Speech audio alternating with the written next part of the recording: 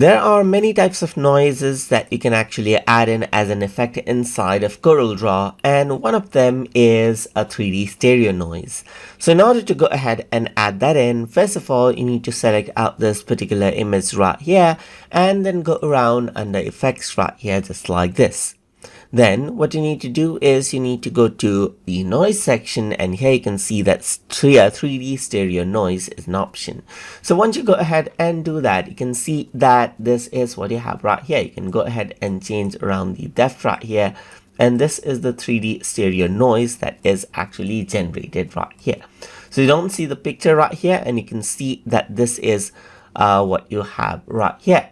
So now if I were to go ahead and increase and decrease it, you can see that these are random set of dots, just like this.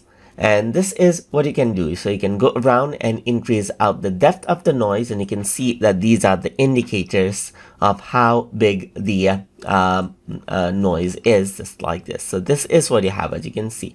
And that is how you can go ahead and work around with the 3D stereo noise option inside of Corel Draw. So hope you guys learned something as always.